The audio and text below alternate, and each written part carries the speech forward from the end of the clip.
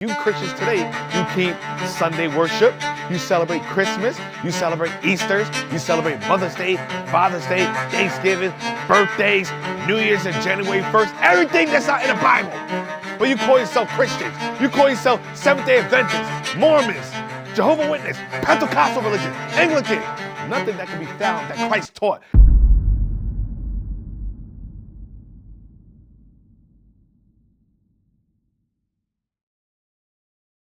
Shalom, Most High in Christ bless. My name is Captain Joel of Israel United in Christ, and today we're going to go over the foundation of the Seventh-day Adventist religion. And what you're going to realize prior to Ellen G. White, which is the face of the Adventist religion, there was a man named William Miller, in which the Millerites come from. So Ellen G. White was one of the followers of William Miller or the Millerites. So the foundation or the origin story starts with this. The Seventh-day Adventist Church is the largest of several Adventist groups, which arose from the Millerite movement of the 1840s. The Millerite movement was part of the wave of revivalism in the United States known as the Second Great Awakening, and originated with William Miller, a Baptist preacher from Lowhampton, New York. Miller predicted on the basis of Daniel chapter 8, verse 14, in a day-year principle that Jesus Christ will return to earth on October 22nd, 1844. When this failed to occur, most of his followers disbanded and returned to their original churches. Following this great disappointment, as it came to be known, a small number of Millerites came to believe that Miller's calculations were correct, but that his interpretation of Daniel 8, verse 14 was flawed. Beginning with the vision experienced by Hiram Edson on October 23rd, these Adventists arrived at the conviction that Daniel chapter 8, verse 14 foretold Christ's entrance into the most holy place of the heavenly sanctuary rather than his second coming. Over the next decade, this understanding developed into the doctrine of the investigative judgment, an eschatological process commenced in 1844 in which Christians will be judged to verify their eligibility for salvation. The Adventists continued to believe that Christ's second coming would be imminent, although they refrained from setting further dates for the event. So the foundation of the Adventist religion, extended from the Millerites, was based upon Daniel chapter 8, verse 14, where some believed that that was the second coming of Christ, and which he got wrong. He had another vision thinking that that was a vision of Christ coming to the holies of holies. But what you're going to realize is both of them got it wrong. The Seventh-day Adventist religion is a false doctrine that was created by William Miller and taken to the next level as by Ellen G. White, which is the face of the Seventh-day Adventist religion. So let's go into the book of Daniel chapter 8, verse 14. And he said unto me, unto 2,300 days, then shall the sanctuary be cleansed. So they use unto 2,300 days shall the sanctuary be cleansed, saying that that's when Christ's going to return. This has nothing to do with the second return of Christ, nor does it have to do with Christ coming to the holies of holies place. What these religious leaders got it incorrect is that this prophecy is going into the Greek captivity. What happened is during the 1800s, you have the Protestant Christians took out what is called the Apocrypha out of the King James Version original Bible, and which pertains the history of the Maccabees, going to the Greeks, in which this prophecies came to pass. Now, let's jump up a couple verse to verse 11. Yea, he magnified himself even to the prince of the hosts. So, who is the he? And before we get into the Apocrypha, I'm just going to give you a brief summary of what this prophecy is talking about. So the he that shall magnify himself against the prince of the host is talking about Antiochus Epiphanes when he came into power under the Greek captivity. So he magnifies himself against the prince of the host, meaning he magnifies himself against the Israelites. And by him the daily sacrifice was taken away, and the place of his sanctuary was cast down. So by Antiochus Epiphanes was the daily sacrifice taken away, meaning the Israelites was not able to give offerings and sacrifice because he took it away from us, and he destroyed the sanctuary. And a host was given him against the daily sacrifice by reason of transgression, and they cast down the truth to the ground, and they practiced and prospered. So the host that was given to him was, wicked Israelites that agreed and followed Antiochus Epiphanes by sacrificing swine's flesh on an altar against the truth of the Bible and God's laws. Then I heard one saint speaking, and another saint said unto that certain saint which spake, How long shall be the vision concerning the daily sacrifice, and the transgression of desolation, to give both the sanctuary and the host to be trodden under foot? So who's the saint that was speaking to the other saint? This is the Maccabee families. You have Mattathias Maccabees, Judas Maccabees, Simon Maccabees, Jonathan Maccabees, I think there's one more, Eleazar Maccabees. So they started speaking against the Antiochus Epiphanes and the Greeks. They went to war with the Greek Empire, concerning them taking away the daily sacrifice and trodden underfoot Jerusalem. Verse 14, And he said unto me, Unto 2,300 days, then shall the sanctuary be cleansed. So unto the time period when Antiochus came and reigned over Jerusalem, took the daily sacrifice, destroyed the temple and the people, enslaved the Israelites, until the Maccabee family rose up into power and went to war with the Greeks, was a time frame that Christ was given, or the prophecies was speaking about the 2,300 days, and which is going to the cleansing of the temple, which is Feast of Dedication, the cleansing of the sanctuary. So this is not talking about the second return of Christ. This is going into the prophecy concerning the Greek captivity, when Antiochus Epiphanes will march on Jerusalem, destroy the sacrifice, destroy the temple, and go to war with the Maccabean family. Now, let's go further into the history.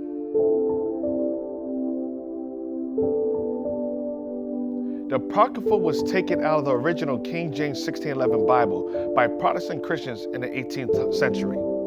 So what you're going to realize is the Apocrypha bridges the gap between the Old Testament and the New Testament. So the Apocrypha is a part of the Old Testament, but it's the missing link of the Greek captivities. You have the Assyrian captivity, which is around 722 BC. You have the Babylonian captivity, which is around 606 BC. Then you have the Persian and Mede captivity around 538 BC. Then after that, you jump from the Persian captivity, the last book of the Old Testament, the book of Malachi, then you go to the book of Matthew, which is the Roman captivity.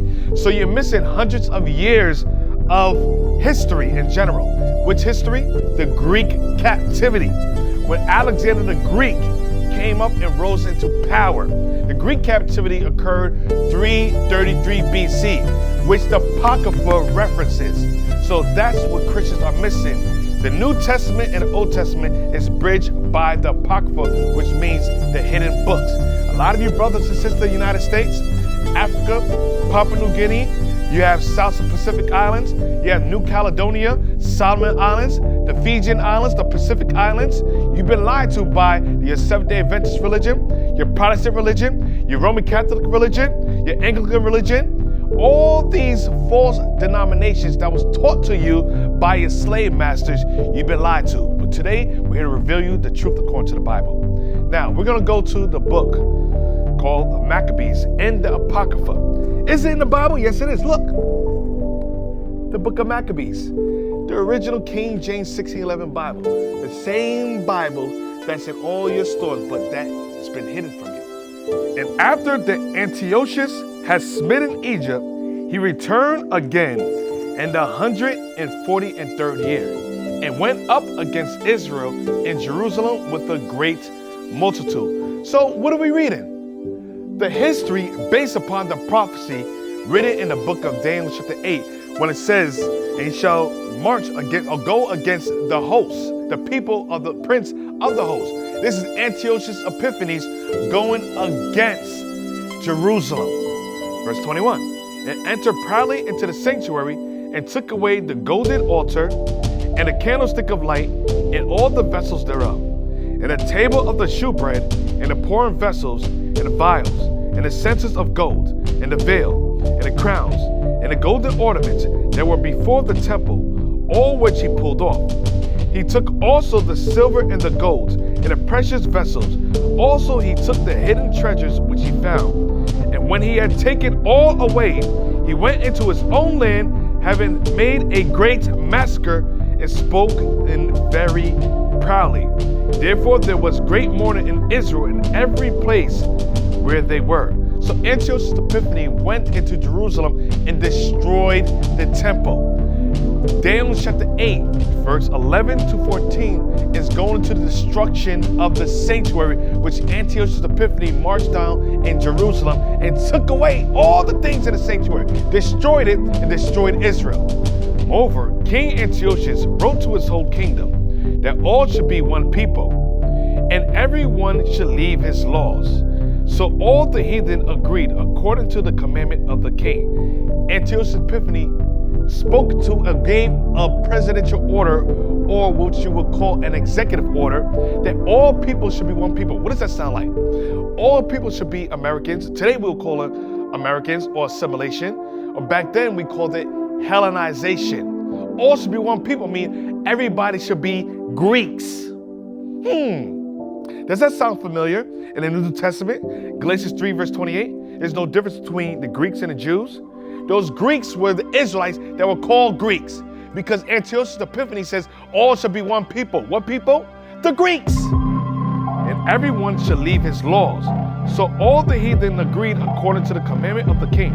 Yea, many also of the Israelites consented to his religion, and sacrificed unto idols, and profaned the Sabbath. It said, consented to his religion. His religion is going into his politics. His religion is going into his Christianity. So everybody consented to his religion. You know what his religion consists of? Not keeping God's laws, profaning God's holy Sabbath, and profaning God's festival days, and sacrificing unto idols. Does that sound similar?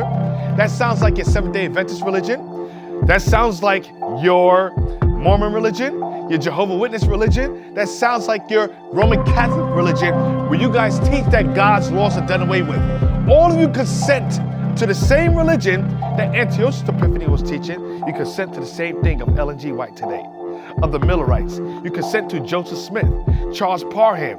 You consent to Pope Nicholas VI religion and all the reigning popes, because none of you keep God's laws. You don't keep his Sabbath days or his high holy days, according to the Bible. For the king has sent letters by messengers unto Jerusalem and the cities of Judah, that they should follow the strange laws of the land, and forbid burnt offerings and sacrifice and drink offerings in the temple, and that they should profane the Sabbaths and festival days.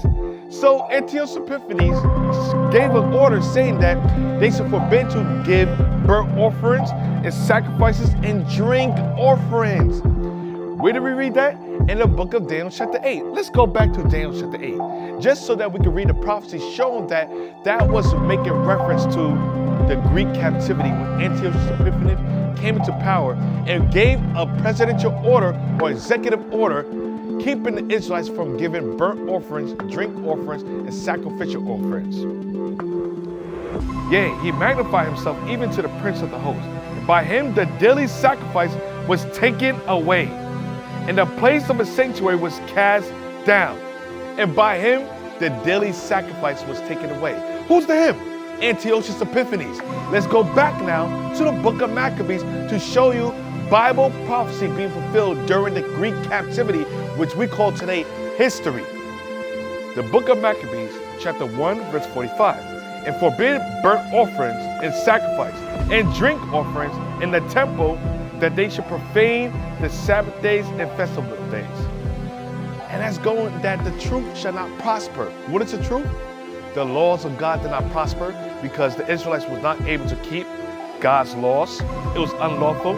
It was unlawful for them to keep Sabbath days or festival days like Passover. Or you have Day of Atonement.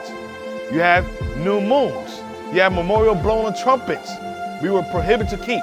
We kept their religion and their idols. Like you Christians today, you keep Sunday worship, you celebrate Christmas, you celebrate Easters, you celebrate Mother's Day, Father's Day, Thanksgiving, birthdays, New Year's and January 1st, everything that's not in the Bible. But you call yourself Christians. You call yourself Seventh-day Adventists, Mormons, Jehovah's Witness, Pentecostal religion, Anglican.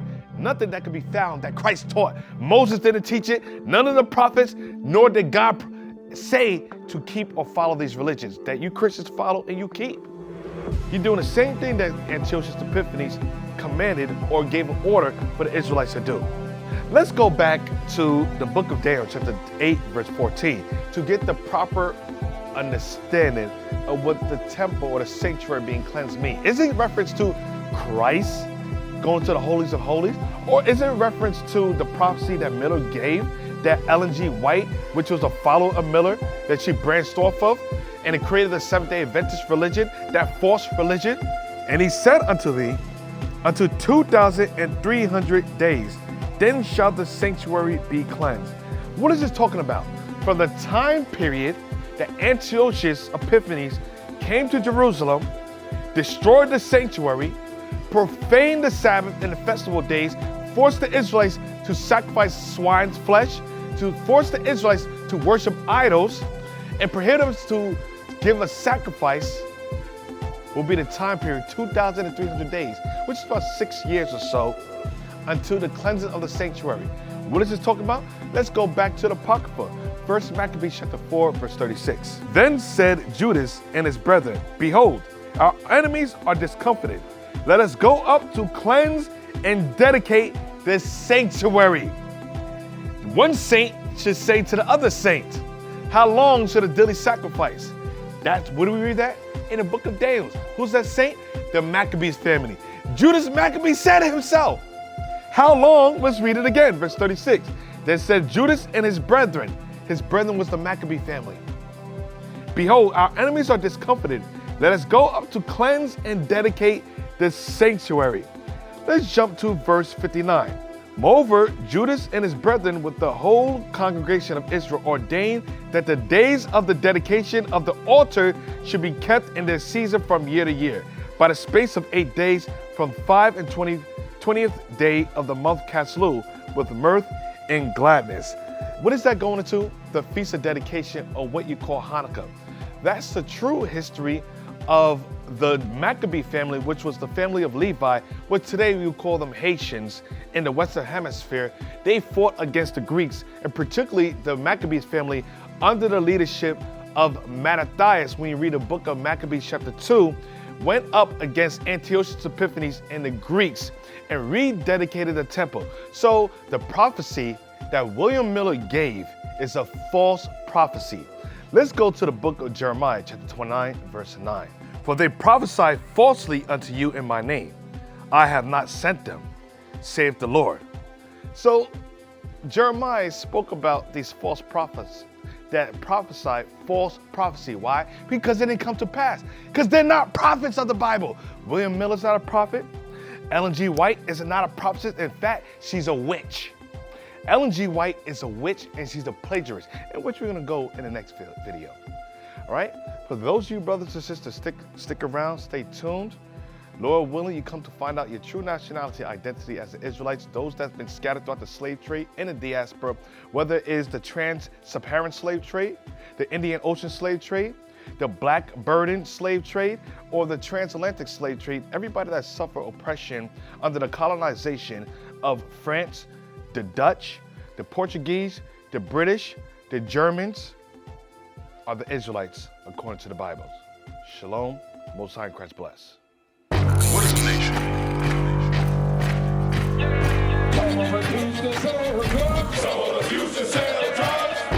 Nation is men leading by example.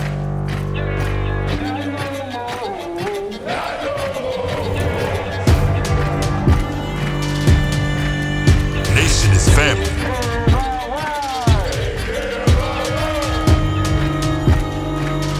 Nation is community. Nation is children with role models.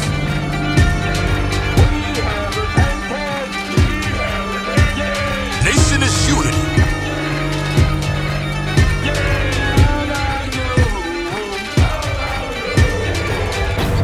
Nation is you. And finally, my brethren, be strong in the Lord, His word.